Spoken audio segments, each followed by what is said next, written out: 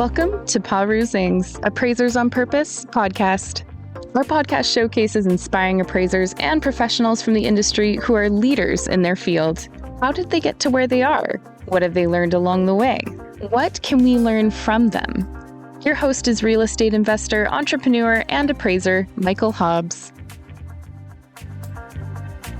All right. It's great to be back. Thank you so much for joining us once again. You're going to absolutely love our peer and guest.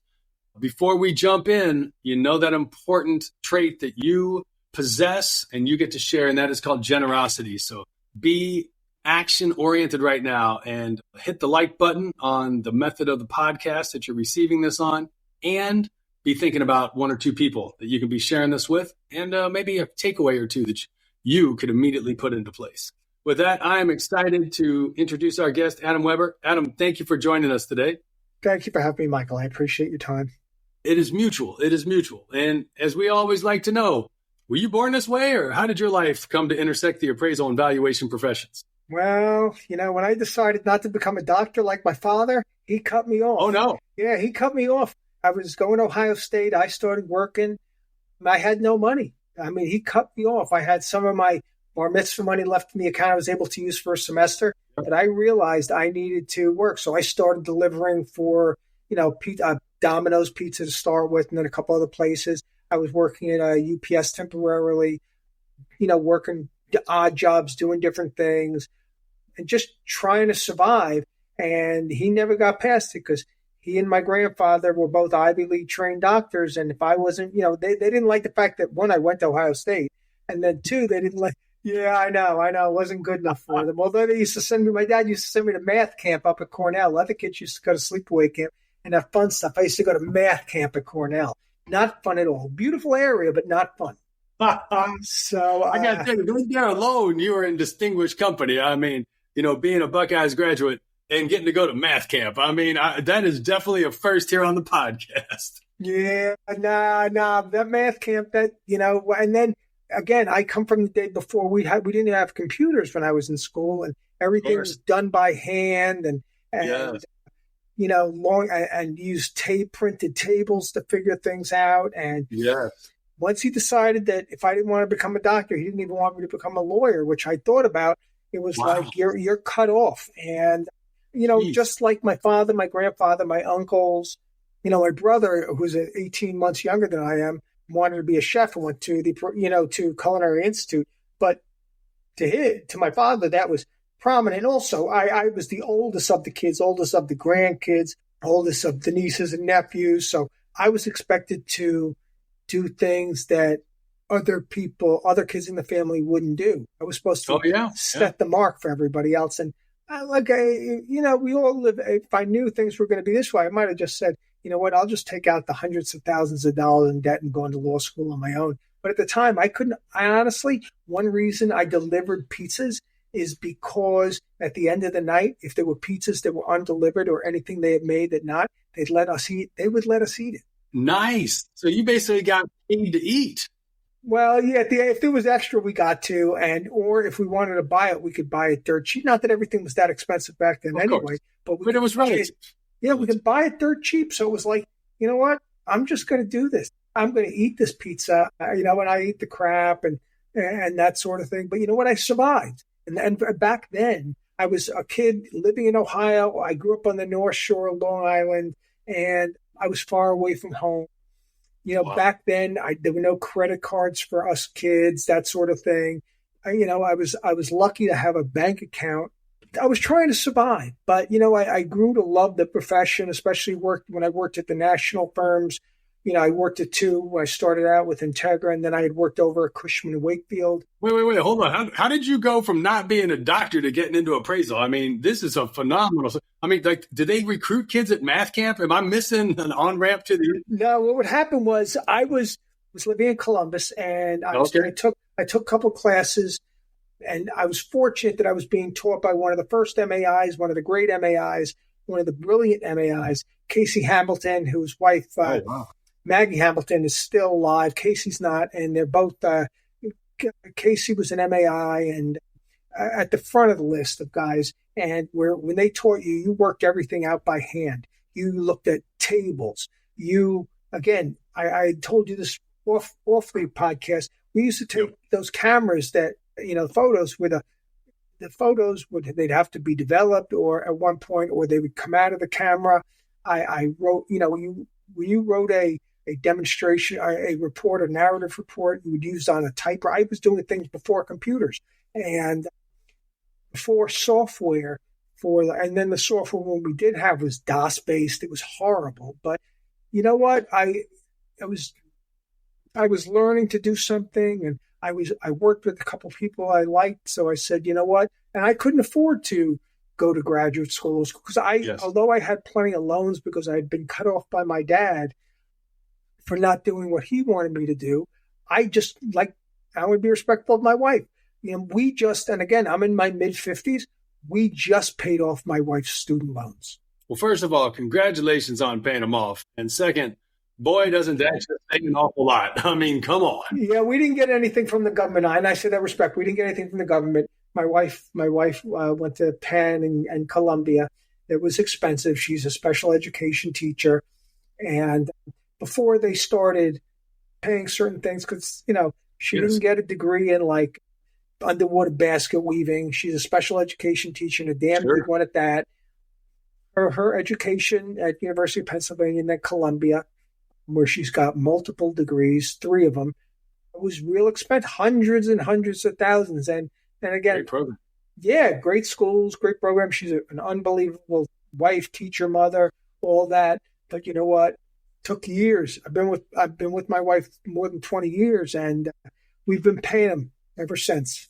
Yeah. What a valuable education. And yeah, my kids are not getting those loans. That's a smart move. That's a step up in terms of financial flexibility. Yeah, I'm not letting my kids take the loans out. If they want to become, and I want to be respectful, they want to become truck drivers, they want to do whatever they want to do, that's fine. I just do not want them taking out hundreds and hundreds, which now we were talking, one of my nieces is getting ready to go to a school here in the Northeast. And my brother-in-law said to my wife, well, the tuition is about $91,000 per year. That is a beautiful, brand new, high-end electric vehicle. Not the top end, but what an amazing vehicle you could have every single year for 4 or more years. Oh, my goodness. That's not all-inclusive at $91,000. It's a Boston area school. It's not Ivy League, but it's a real high-end school. She's a very smart young lady. But if they want to go there, if she wants to go there, it's $91,000 per year. Wow. I mean, don't get me wrong. There's definitely something to be said for high quality education, but man, I'd say more now than ever, having to tie, a sense of where I'm starting from to where I'm going so that it actually makes sense from an ROI standpoint for the typical student. I mean, goodness, that is a heavy, heavy financial load. It is. And it's not even the Ivy Leagues. Yeah. Yeah. Because they're expensive too. But like I said, and because my brother-in-law and sister-in-law do very well, a lot of people do in New York, just based on to survive, you have to.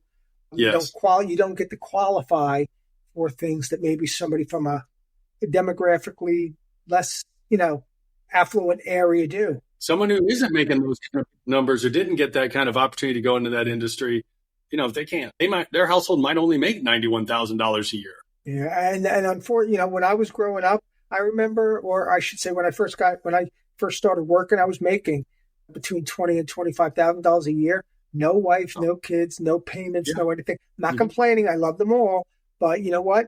I lived all right.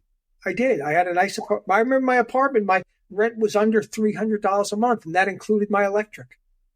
Wow, you had a large delta between your income and your expenses. So life was good back then.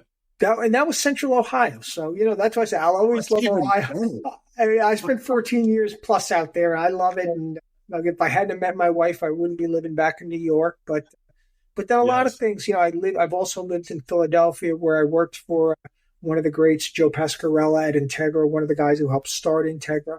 And then after my wife was, hired to come back to New York, where I moved back with her.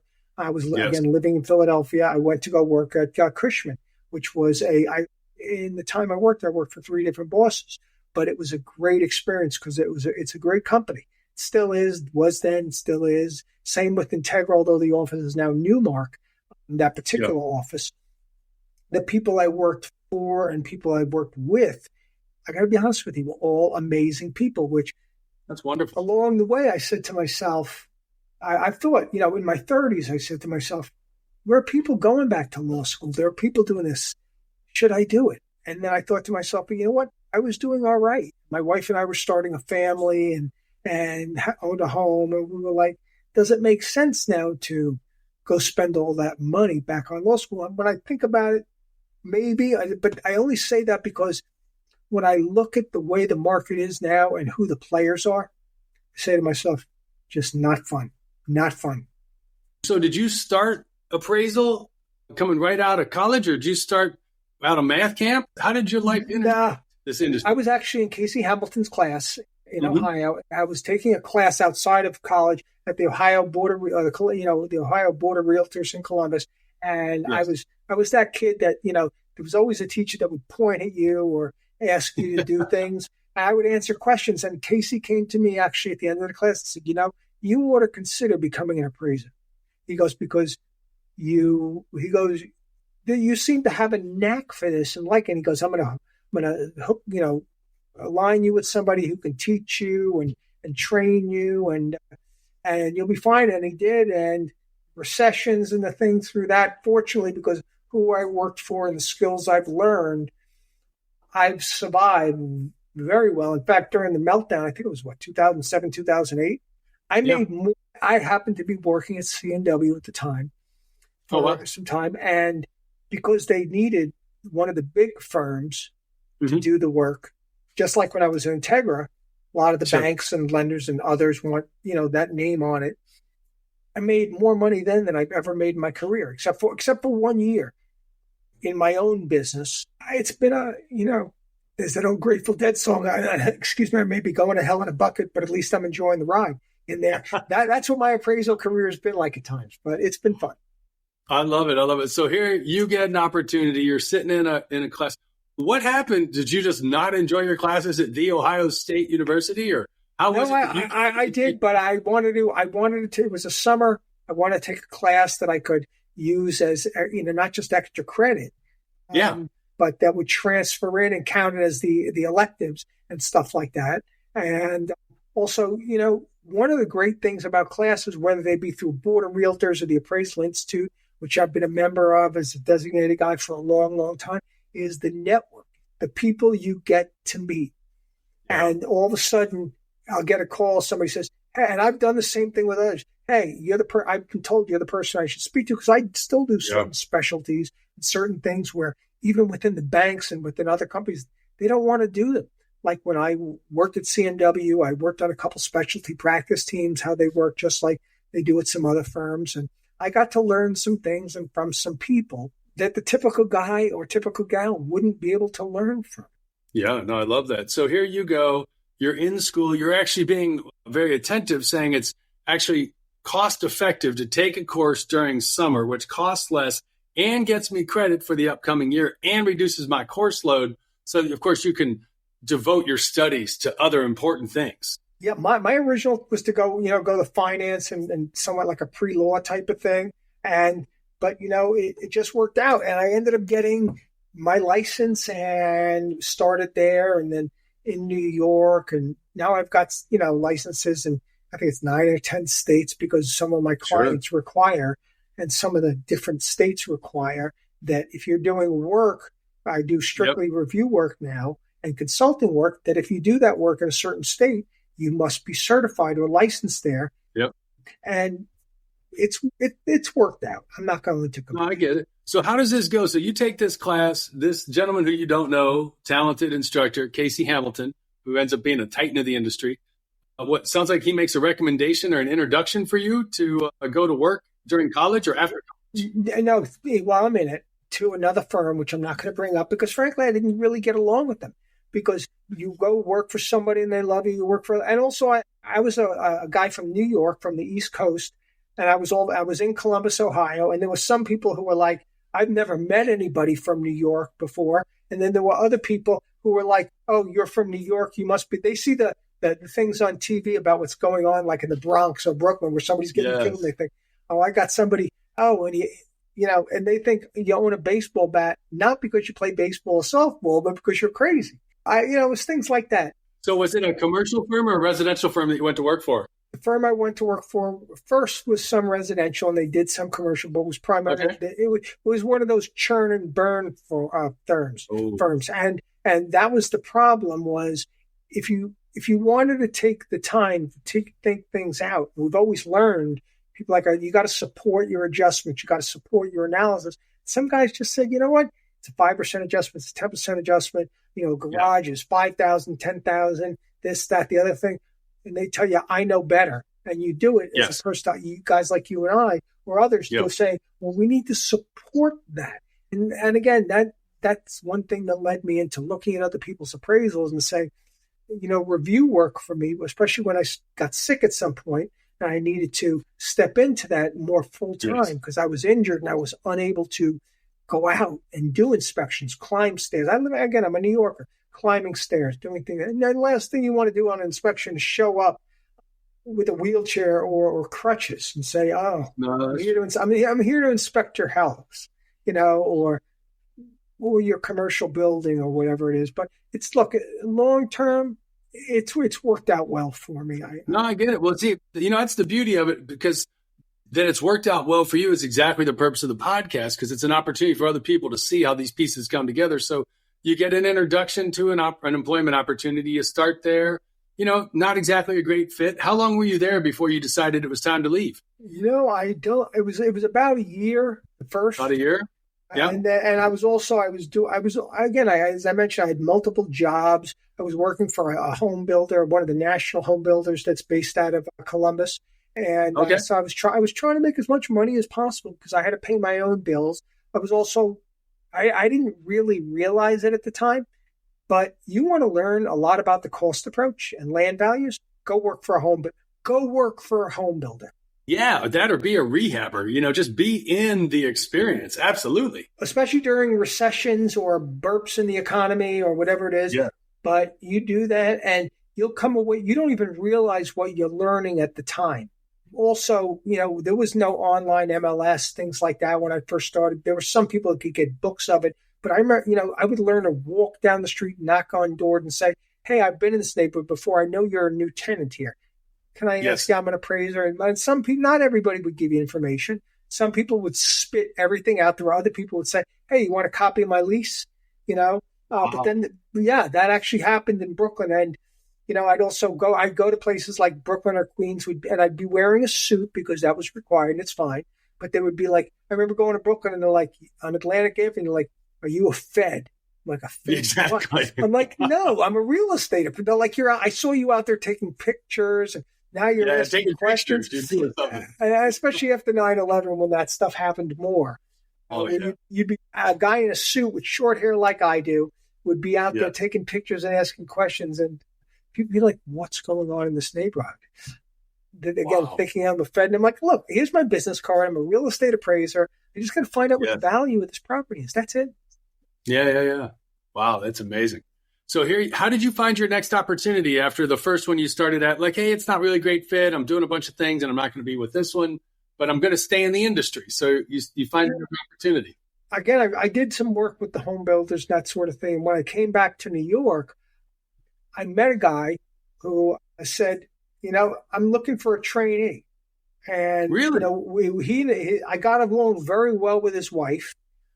And I met him. And he said to me, he goes, you think about coming to work for me? He goes, I could use somebody like you. Because he knew that I was clean cut at the time, not like I am now. I was clean cut.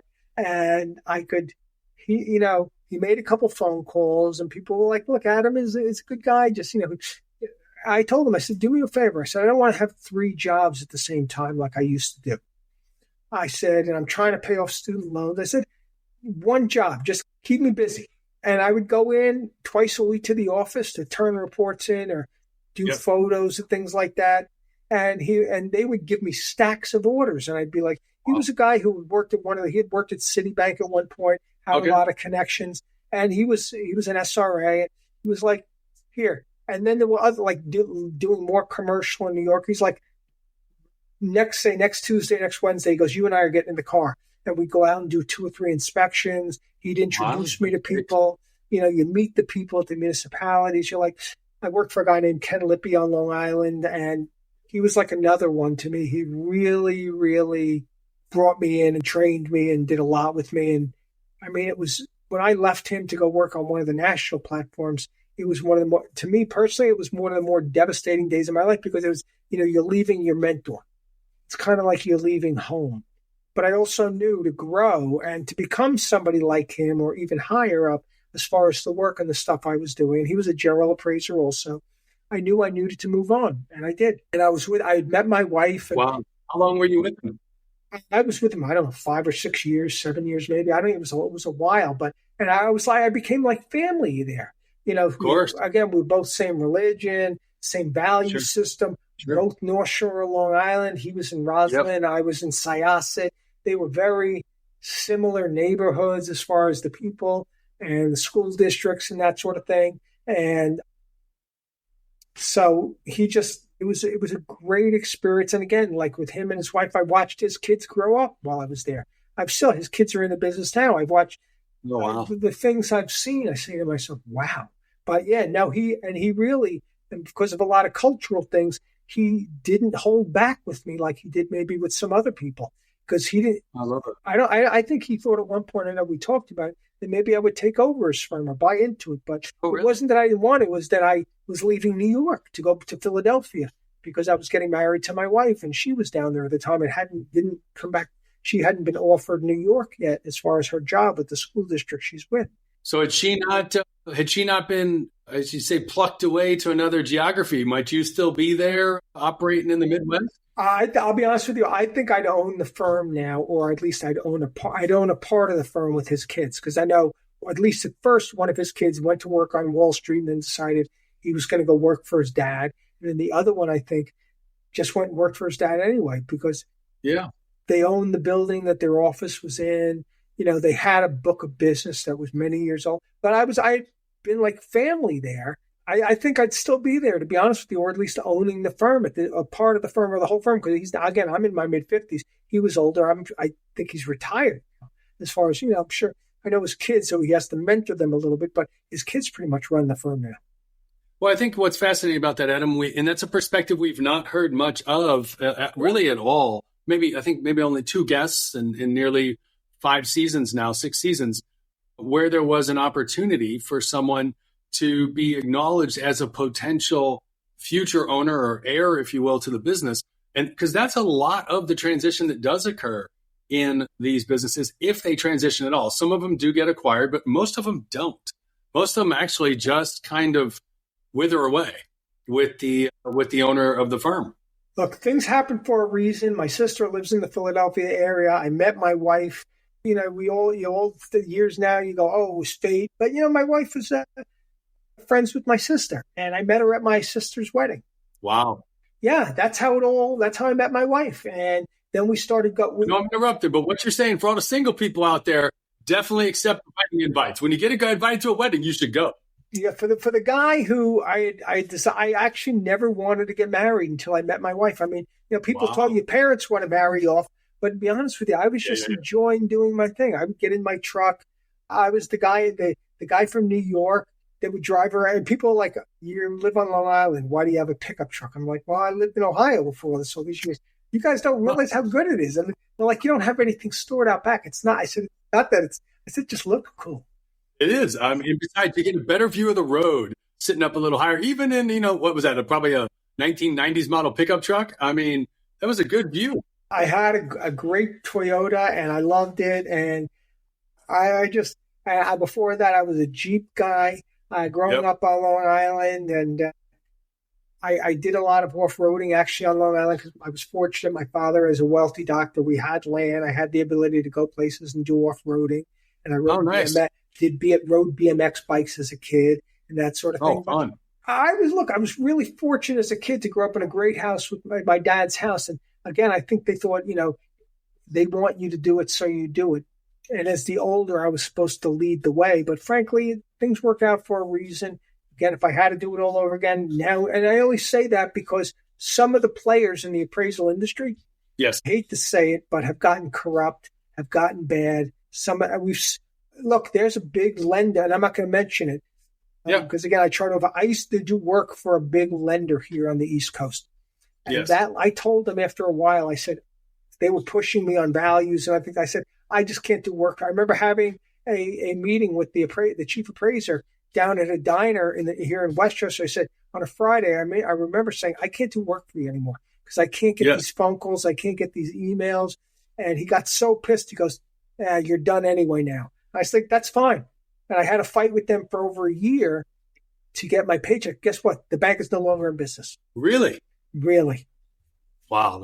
They've been swallowed up as a result of financial. Look, a lot of banks have gone more than they'll even tell you about, but a lot of banks have gone under or have had problems. As I know, I'm not going to mention, there's another big bank right now. They were talking about it yesterday on CNBC. There's like a new watch of like 5 big banks. And these could be and there's more than that, but they're of the bigger ones. Like these could be the next ones to go under. And all of a sudden I'm starting to see in my backyard commercials for certain banks. I'm like, never saw commercials for them before. You know why? Because they've acquired the assets of smaller banks that have gone under that nobody ever heard about. No, that is a fascinating experience and definitely one that's going to continue to reshape the landscape. It's going to get worse before it gets better. How's that?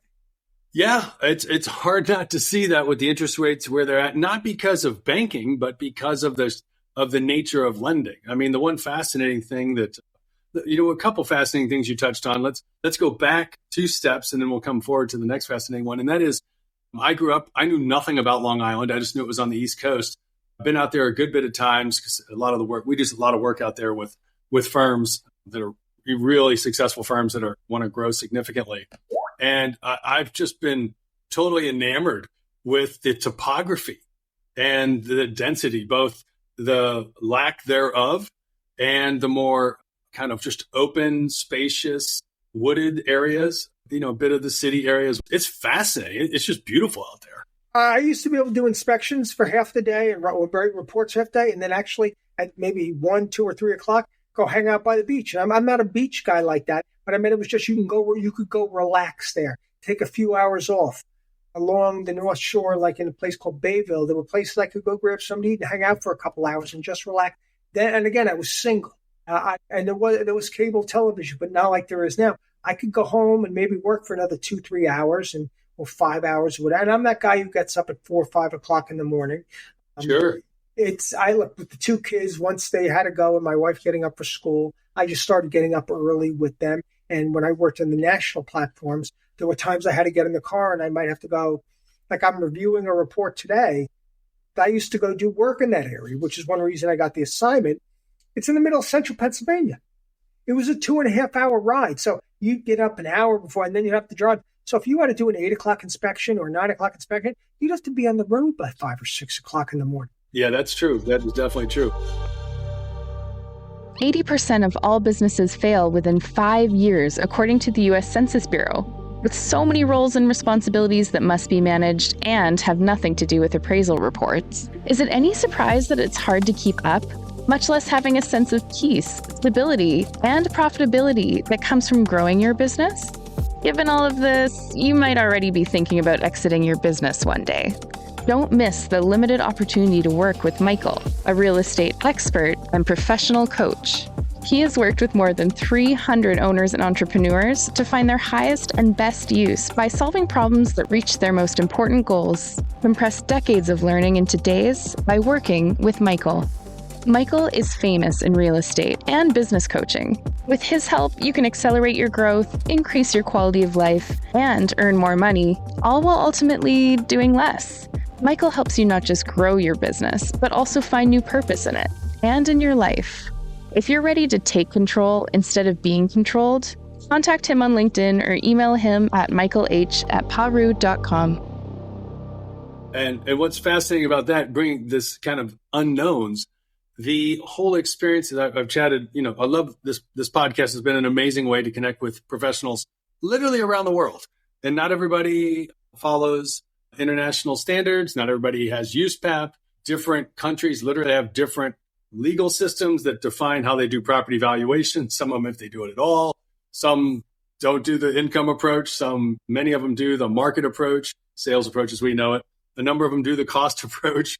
It's just fascinating. And one in particular was learning about the mortgage market that we have in this country. We just kind of take for granted. But there's a number of mortgage markets around the world where they don't do the lending terms that we do. And to your point, the term dictates, because there's an uncertainty. You take it to like, oh, it's a great loan. It's cash flows right now on this commercial property, but you don't know what the reset's going to be in 5 or 10 years. Like it's literally a gamble, almost like going to the craps table. And in this case, they picked one up 5 years ago. Like, my goodness, they're stepping into the uncertainty and the banks are holding those notes and it's not looking pretty. Years ago, even if we didn't put it in the report, we would do the cost approach on everything just to see if things were reasonable and just see if they made sense. And but now that seems to be a lost art. But that really, again, one of the review I did this morning, I sent comments out on. I'm like, is this project you're appraising? I said, because it was a convert. I said, how did you even test feasibility to say that it was feasible to convert? Yeah. I said, because the appraisal was lacking so much. And by the way, it was complete. I'm not going to name it, but it was completed by one of the national firms. I'm sorry to hear that. Who's not just an appraisal firm, but a large brokerage firm. And I thought to myself, wow, they did. And I'm not knocking, but those are the things that, I had to do on every assignment back then. And it's also how we learn about truly learned about depreciation. Because I know you're in Chicago area, I'm in New York area, where we have buildings, 100, 200 years old, that kind of thing. You'd have to learn about depreciation. Yes, they might remodel it or redo it 4 or 5 times in that 200 years. But the fact is that you had to learn those things, because I remember this, they used to say at the end when you do an appraisal, does it make sense? Exactly. Now it's the kids, and I say kids because some of them, I've worked with them before. They come work at one of the national platforms, sort of smaller, for 2, 3, 4, 5 years. Then they go work somewhere else. Or they go work in a different industry, or they're getting ready to, as I was at the time, thinking about law school, or that they get married and they're like, I'm going to go work for my father-in-law's company. Sure. Like I know somebody down in Philadelphia. He left the business to go work at the father's company, because he knew that the wife and they'd have the income, but he'd have more of a normal time hours. Why he wouldn't be traveling, wouldn't be on the road, wouldn't be dealing with local municipalities, none of that stuff. That's a very common theme I hear in terms of businesses that are going through generational growth, where, as one of the family members has been away, getting education, getting experience, having a good bit of success, and then they leave that industry to maybe move back home or come back to the family, take it to the next level, what have you. But what's also fascinating is you did a relocation. What was it like going from appraising properties primarily in the Ohio and Midwest area to going back east? Well, I was going home. Yes, and you still do appraisal.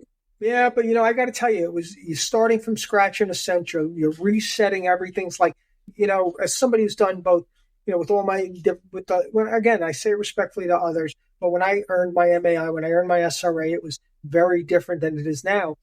And yes. You'd go into a neighborhood and you'd be having, instead of the MLS, you'd be actually having lunch or breakfast, or, you'd be walking to a broker's thing. So you'd know about everything that was going on. And I'd know about the sales. I know who the broker was, or the agent who sold it, or what company. And I'd know about you'd drive by and you'd know about renovations. You'd know about traffic counts. You'd know about all sorts of things in the area. And now a lot of things, not everything, but a lot of things are online. You'd have to actually walk into an office and look through thick books to find out about zoning.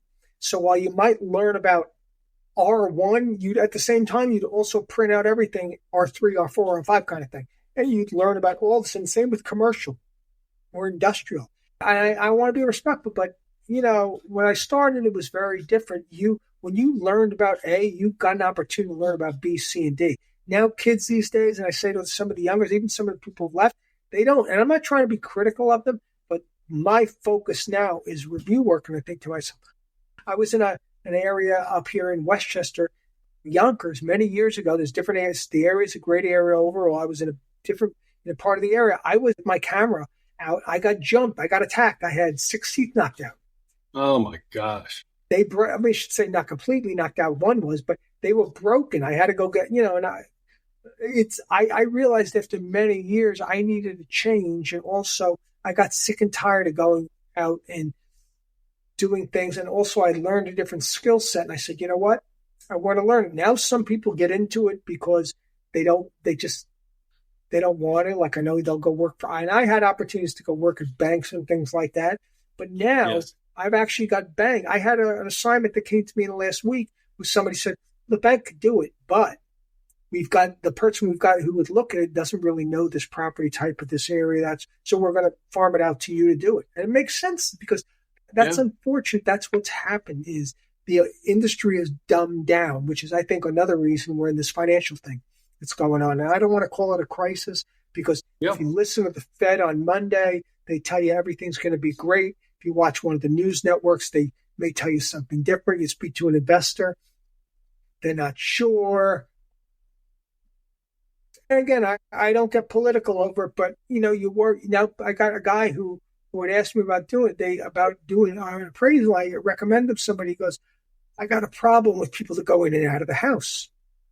And I'm like, well, then maybe you want to go with the cops or something, or you want to go to your lawyer before you start doing these things. Because listen, you're not getting a loan on a house if there are people living in it that don't own the house. That's true. It's gotten crazy like that. And again, that's one of the things as an appraiser you never think of.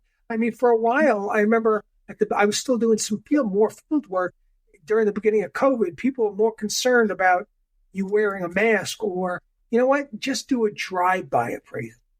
But it brings me back to an old appraisal I did in Brooklyn many years ago, where, yes, I did a drive-by. But you know what? I walked around out in front. I said, what's that smell? Part of the back of the building had burned out. Oh, my goodness. They thought you just do a drive-by and look at the front of it, take a picture. You didn't see the back. And I remember calling the bank, and they're like, seriously? I'm like, no. Once I smelled it, I went and looked. They sent somebody out from the bank, and they're like, yeah, we're going to cancel the assignment. We'll pay you for your time. We'll cancel the assignment because half the building's not there anymore. Oh, man, that is something else. So when you changed firms back in Ohio, you mentioned you went to work for an SRA. Were you doing both residential and commercial properties back then?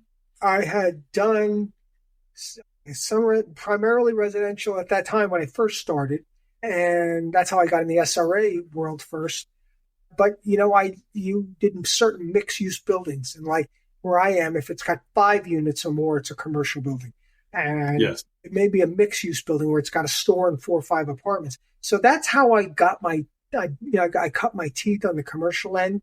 And I would do smaller industrial buildings, smaller office buildings, pad buildings, that sort of thing. And all of a sudden, when I'm working the national platform, I'm doing, 300, 400 unit apartment complexes, 200,000 square foot industrial buildings, office buildings, using discounted cash flows that are not Excel-based, but like an Argus-based type of model, things like that. And so I've really evolved. And I never got into the industry where it was like, you got people get in now and they're like, especially if you go work at one of the nationals, they're like, you get right into the big stuff. They drop you right in the deep end. Yes. Fortunately, I didn't get into the deep end right away. And that was because the people that I worked with, they were lifers and they were responsible about the people they were bringing in the industry.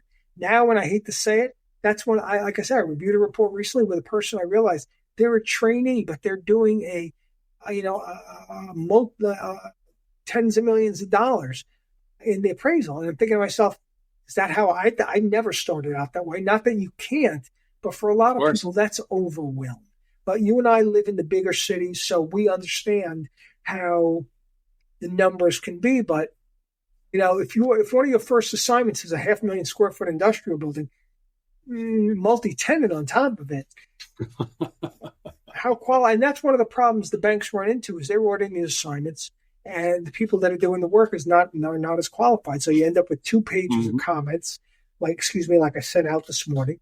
I actually said the last comment was, please reread your report a couple times before you send it in. Just because I said, The last thing I want to do is go back. I hate to have to go back a second time, but the bank sometimes says, because they make you out to be the bad guy, they're like, you go back and get it fixed for us, which is fine. I get it. It's part of what I do. But, COVID really changed everything too. Adam, real quick, before we get into the COVID changing anything, I think it's helpful for people to kind of get a sense. Like you said, you got to head back home. And as you headed back home, if I recall correctly, that's where you said you went from more of a local firm to a larger regional or national firm, if I'm not mistaken, right? Yeah. Well, first it was to a local guy. And then I went to between Philadelphia and New York. I worked for two of the national firms. So what was that transition like? Because a lot of people in the profession have not made. Boy, it was tough. It was tough for me the first. I'll tell you why. Really? You become set in your ways, and they're like, well, you don't have time to do this, that, and the other thing, and you can find it online. As my career more than 30 years has evolved, things are available online. I used to have to, and love doing it, walked into the municipalities, pulling up documents, even if you had to pay 5-10 cents a page, get the sketches. Now, like with New York, you can find those property cards online. You don't walk in, you don't talk to people, you don't speak to assessors, you don't speak to their appraisers. Like you might be looking at a residential and the lady said, oh, my husband and I just bought a house in that neighborhood. You're like, oh, that's a sale. You would get information without even looking for it. So things changed. But, look, as the industry evolves, it changes, and we need to change with it. And for me, being an old school guy, again, with the old MLS books, the old meetings, you got to go out, shake hands, kiss babies, have breakfast with people. Now I got clients. I have a couple clients I've never met before, except online. They're not even as like you and I speaking right now. It's just a phone call. It's crazy times, but you know what? It is what it is. That's indeed the case. So here you go and make the transition from, up to a larger firm with a national footprint, a lot of resources. What were the 2 or 3 most striking differences that you experienced in that first year, given the properties you've been appraising and the methodology, like your own personal approach towards developing assignments? Immediately, I had to learn to use Argus, which that was many, many years ago, which I hadn't used. Oh, okay. I'd done discounted cash flow in Excel, but discounted cash flow in Excel, we had certain inputs, and then learning to use Argus. Yes. The size of some of the properties, the requirements of some of the lenders, and again, working in the national platforms. Not all lenders are American-based lenders. I mean, I've dealt with lenders all over. Not all the owners were necessarily. Yes. I dealt with people who were from other countries, but when you deal with larger investors, and I've done work with the former president, some of the biggest lenders and people, their names are all over New York. Their names are all over Philadelphia. Got it. Their names are, some of them actually, they're all named all over the United States because they're not just local. They deal nationally or regionally. With that experience, stepping up to this, different level of assets, different level of investor, how did you have to level up your own experience and your ability to be with this new arena, so to speak? Immediately went back to the Appraisal Institute and got my MAI. It took a long time, and I'm not going to, the way the standards, the way things have changed over the years. When we used to write demonstration reports, and we used to write narrative reports and the things. I remember, and I used to be an instructor. Still, I'm an instructor in New York, where people are like, now everything's online. Yes, I can get up and take continuing education. There was never online. I'd have to go sit in traffic. Oh, absolutely. I'd have to overpay for lunch, or I'd have to get on the train if I lived. It was a time I was out on the island living at my dad's because I couldn't afford. I couldn't afford to live in New York City, or I couldn't afford. Sure. But I did live in New York City for years. But there were times where I had to get on a train. I had to get in the car. I had to pay. Paying the bridges, paying the tolls, the tunnels, all that stuff. Spending all those hours in traffic. I remember, you got to do an inspection at 3:00 in the afternoon. Next thing you know, you're like, I'm done with the inspection at 3:30, 3:45, but I'm going to sit in 2-3 hours of traffic just to get home. Oh, man. Now in New York, I don't know about Chicago or that area, but it's not even safe to get on the subway anymore. Oh, my goodness. That's a whole different kind of experience. So That's a different experience. That's a different experience. We haven't talked about that one yet. So you decide to invest in yourself to, be in a position to take on these new assignments. What was the culture like going to a larger firm versus a smaller one? Was it still kind of tight knit and like we're all together, or was it much more like I'm on my own? Or it's corporate. And I wasn't a corporate guy per se, never really fit into that.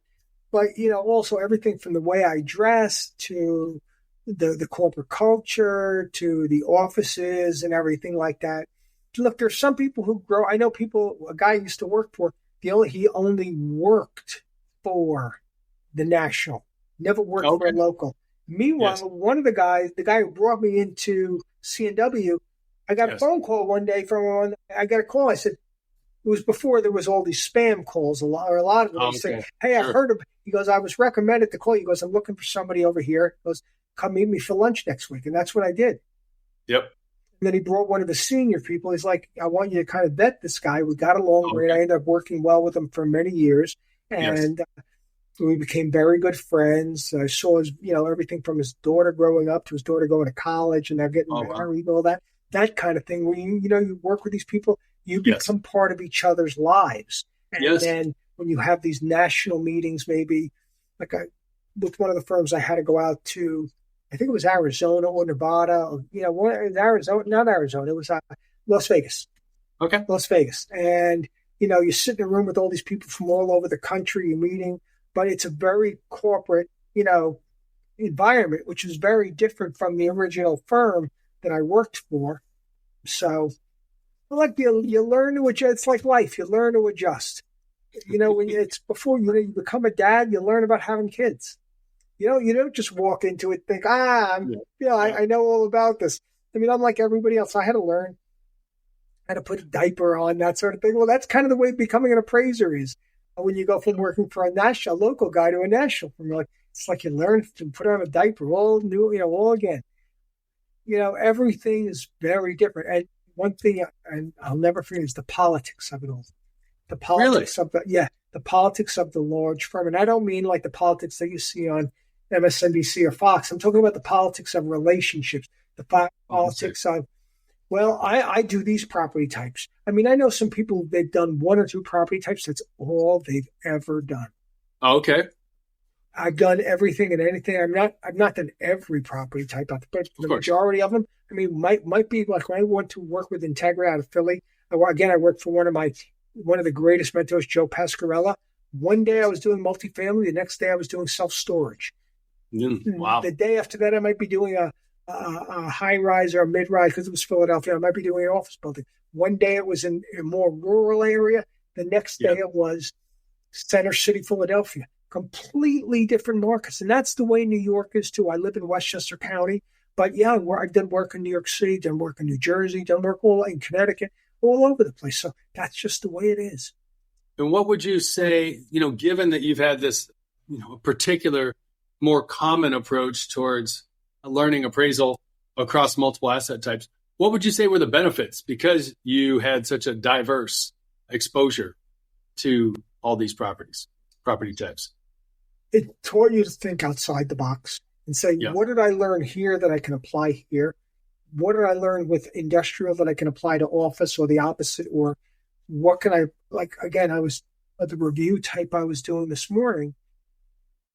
You learn about different things because you learn about, when I first started out, I was like a ground lease. I heard the term, but I didn't really know what it is. Now you're talking about a 100-unit complex on a ground lease or wetlands or things like that. The biggest thing back at first was, does it have a water view?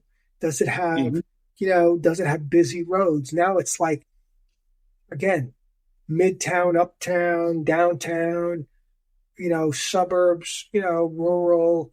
It's just, I'm fortunate. That's why I say I'm not like some of my peers, and I'm not knocking them, but they learn one thing and that's all they've ever done.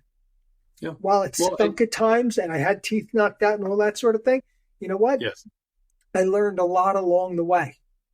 There's a lot to be said about that. So how long, you mentioned you were at one firm and then you had an opportunity to go to another firm. Did you have a geographic focus or were you kind of moving more in a particular property? Yeah, I ended up putting more of a geographic focus.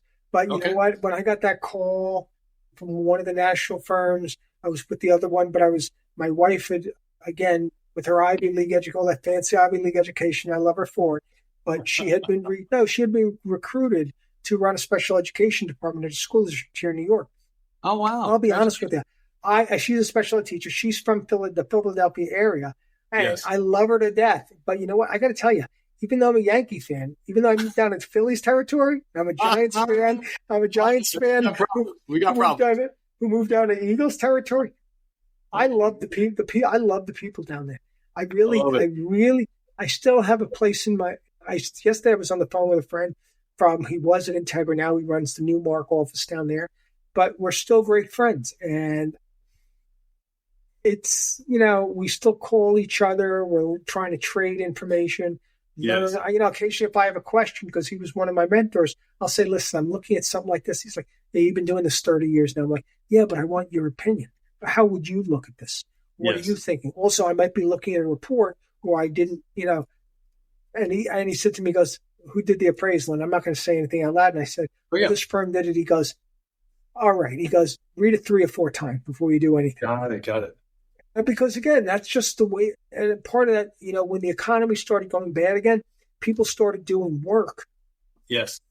In areas and property types never done before, just to pay the bills. Yes. Now, when it gets good again, they'll go back to their wheelhouse. But things are different now.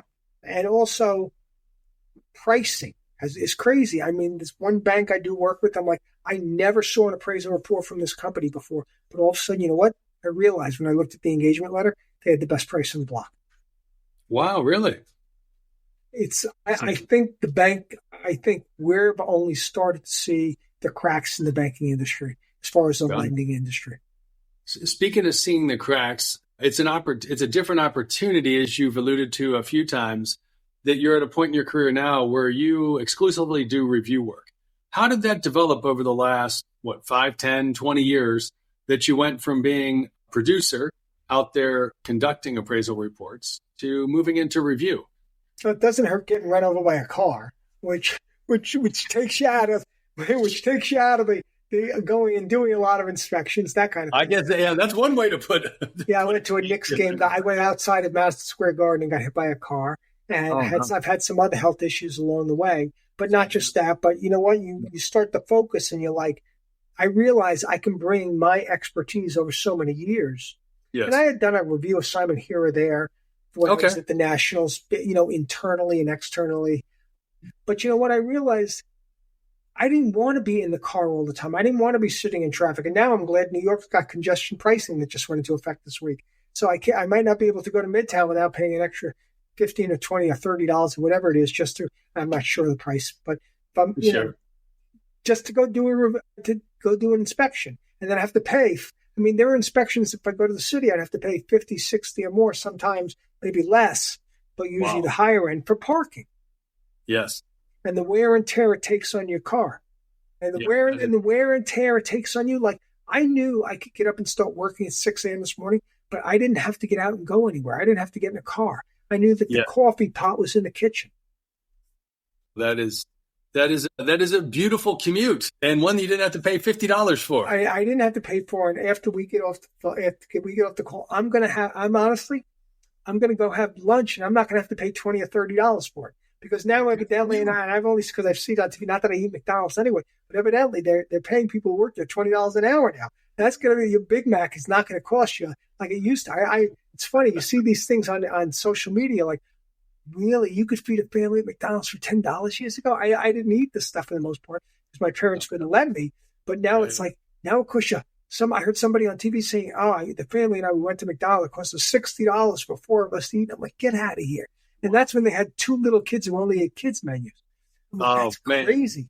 That's funny. You bring back memories. I remember, I don't remember the year. It's been back many decades. And McDonald's ran a special, and I believe they had 10-cent either hamburgers or cheeseburgers. And my parents went in and ordered 100 of them. And they loved it. You at the time, but now we see things on TV with those cheeseburgers. It takes 20 years for them to go away. They're so bad for you that they stay in your system. Parents just trying to pay for a bunch of little mouths to feed that were, it's tough to feed them anyway. And my parents were smart about it. They're like, hey, they went and when they got there, they're like, did you really want 100? They're like, yeah, we want and they would put them in bags of 10 and they just froze the bags in the freezer. Yeah. It's because that kind of thing. But inflation is real, is how it is. Oh, inflation now. That's why I say, as far as the economy goes, that's a different conversation. I don't know who to believe anymore. That's true. Because they say, well, inflation's only slowed down on certain things to 5 or 10%. I'm like, but how about the overall price increase? And then on top of it, like I was watching the news this morning, go try and buy a home with interest rates. So, I mean, my interest rate on my house is 3.5%. Congratulations. I wish I had that. Will you share it with me? Yeah, no, but you know what? There was a time where the bank called and said, you can go down to 3%, but it's like, you know what? I don't want to pay you another $50,000, $60,000 in closing costs.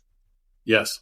To get the 0.5%. And what I've done is I've done the bi-monthly payments to help, pay it off a little extra. I started that many years ago. I learned that you learn about that when you learn about your appraisal class and stuff, that you make 2 payments a month, one in the middle, one at the beginning, one in the middle, that kind of thing. Yeah. You'll pay off your mortgage 7 years earlier, 5 years earlier. So you know what? Instead of refinancing, that's what I'm going to do. It's so much smarter. Well, you're going to make I make a lump sum payment every year, whether it be $5,000 or $10,000 or less or whatever it is. Now, with the kids growing up, they're a lot more expensive, but it is what it is, But the point is, we realize we were talking prior. I mean, that one school that my niece is looking at, $91,000 a year. It's like, really? That's crazy. But, by the time my kids are done with it all, I know I'm paying in that. And we have the 529s and all that sort of stuff. Oh, yeah.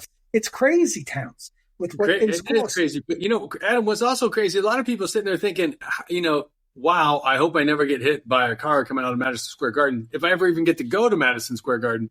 But even then, what is the process that someone like you, because I believe you said either in conjunction with that or around that time, you did make a transition away from a large firm and now you work on your own and you solely do review. And that's very interesting to a lot of people.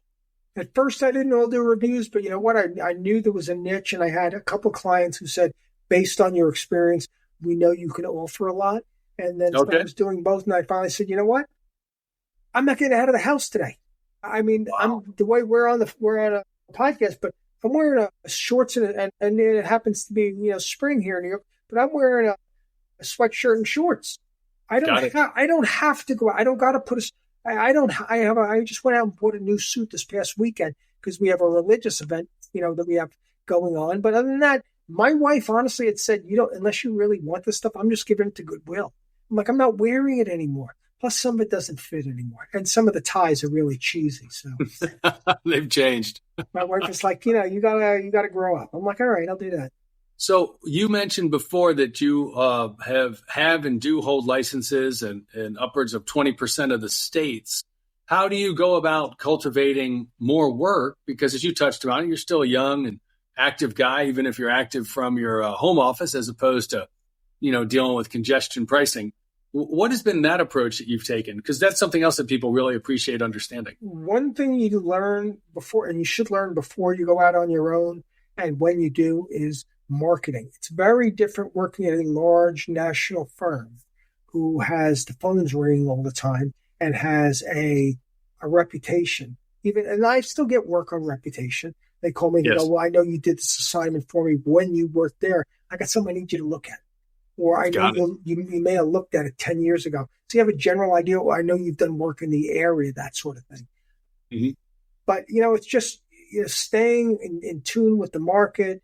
I probably watch more business TV than I should, not because I want to be a business expert, but because like MSNBC had that Diana Olnick lady on. And I say it respectfully, because she covers the housing. So she's why, so I also, when I look at a report and I got an appraiser saying, well, Diana Olnick, who has a lot of resources at CNBC, saying, well, the market may be going up 4 or 5% here. And then you read the report and they say it's going up 20% or it's not going up at all. And you say, and they're quoting CNBC or they're quoting another. And you're like, well, that's not exactly how it works. That's not exactly. And again, I fortunately, like yourself, I live in a big market where I have the Wall Street Journal, I have the New York Times, I have the Post, I have the Daily News, I have all those things. We also, these days, what we have is the internet. So I get 5 or 6 email blasts a day from different people with interest rates.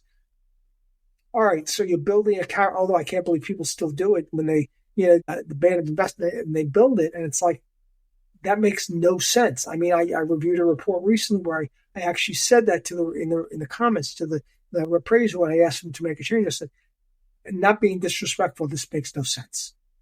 Because it's not just what I know, but it's also because you're reviewing a report. I'm like, your report says ABC, and you're reconciling it Z. So it makes no sense. If you came in the middle, if you came at the lower end or the upper end for one reason, I understand. And that's your job as an appraiser to make that decision. But frankly, it's not Z. Sorry. No, that's a very good point. That is a very, very good point. I mean, given everything that you've seen and everything that you've experienced and what you know at this point, Adam, is there anything you're looking ahead to or optimistic about over the next 3 to 5 years? Well, I think at least the next year or two. I don't know. I think we should be cautious about them wanting to lower rates because I don't think they're ready to. But I still think we're in a little bit of a world for hurt.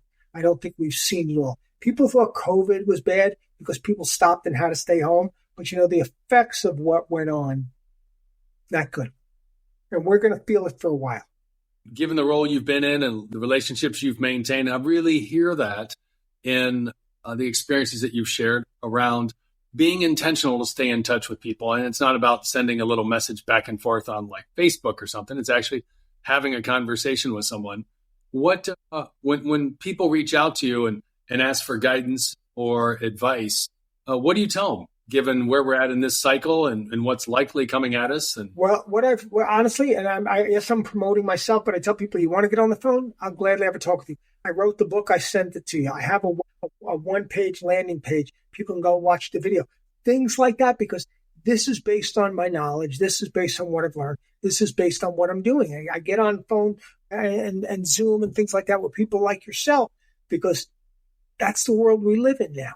I mean, as far as I used to go out and spend more time meeting people for lunch, meeting people for dinner, meeting people for breakfast. But you know what? I just can't. Also with the kids, because I have one son he's switching schools, temporarily learning from home, whether you name it. There's reasons why I just can't get in. I can't spend hours and hours in the car. There was one client I used to go having, breakfast with or lunch with. I'd spend maybe an hour with them, but the day would take 4 or 5 hours of driving time. I can't do that anymore. You're preaching to the choir there for a lot of people. I mean, whether they're in the front of the church or the back of the synagogue, they understand what you're talking about. And I've learned there's a lot of people I don't like, and it's not because and that sounds bad, but it's not because are they just ignoring everything that's going on? If it's raining outside, don't say it's a sunny day. It's not. It's raining outside. Like here in New York right now, as we're talking, it's pouring outside. But you know what? There are going to be people who go, it's a great sunny day. It's not. And that's the way the market is right now. The rain may not be a steady downfall, but it's still drizzling out there as far as the markets go. It's not sunshine. It's not all wonderful. And yes, you may have one developer who he says, I bought this property. Like there was a huge developer been turning properties in and they're worth, I don't want to say pennies on the dollar, but maybe dimes on the dollar. And what'll happen is they'll form an LLC that'll go out and buy them at the 50% or 60% discount. And we'll be right back here in another 5 or 10 years. Just how it works. Should have gone to law school. Woulda, coulda, shoulda is how that goes. Oh my goodness. Well, Adam, I think you are also our first guest who has published a book, books actually for that matter. What is the book you're most proud of? Well, I've published numerous books because I love writing, but for me, it's about getting out there, and getting, it's I don't want to use the term lead generation, but in fact it is, because I share my knowledge in these appraisal review guides and things I publish in. And if they look at my video, www.weberrealestateadvisors.com, they learn all about me. They learn all about, I'm not a guy who's just started. I'm a guy who's got decades of experience. Now, it doesn't diminish anything anybody else has done, but it says, I've been around for a while. I've been down the bumpy roads. I've seen it when it's raining out there. I've seen it when it's sunny. I also have a different view. I've seen it from a local firm. I've seen it from a national firm. I see it from working for somebody else. I see it from working for myself. I see things from a different vantage point, which is great getting is sharing this information on podcasts, because look, a lot of these guys that we're connected with on LinkedIn and other, in a few years, I got one guy I used to work with at one of the national firms. He's now, again, he doesn't work for his father-in-law, but he works at like some sort of plumbing supply. He's a good appraiser. But he makes more money, has a stable job, works for a company. They have certain set hours, and he handles certain things within the company. I think there's going to be a big exodus. I think that's why every certain number of years you see the different appraisal organizations, whether they Appraisal Institute or others, they reinvent themselves. And as appraisers, as appraisal reviewers, as lenders, as brokers, we got to reinvent ourselves. It's a great way to put it. That is a great way to put it. And with that, Adam, we're going to bring it to a close. We thank you so much for your time today. We thank you so much for sharing just an abundance of experience across multiple markets here in this country and multiple places in the industry that you've worked and clients that you've served. As I mentioned at the beginning of the podcast, there's going to be a lot to chew on here, if you will. And a couple of people probably come to mind, and maybe even an action item or two that everybody needs to take, that you need to take. So with that, capture that right now and be generous and share this link to this podcast out to one or two peers. As Adam said, there's change coming, and that opens up opportunities. Adam, thank you again for joining us. Thank you, Michael. I appreciate your time. My pleasure. Thanks for listening to this week's episode of Paru Zing's Appraisers on Purpose. We hope you enjoyed learning from the amazing professional paths and achievements of our beloved guests. Before we go, please subscribe on your listening channel, Spotify, LinkedIn, YouTube, and other podcast channels to hear more from appraisers and valuers regarding their life and their work. After you drop a comment below, who is one friend and peer you can generously share this episode with? If you have any suggestions or questions for future episodes, we'd love to hear from you. Just send us a message on LinkedIn and we'll be sure to get back to you. Thanks again for listening, and until we're together again for the next session of Paru Zing's Appraisers on Purpose, create the change that you seek.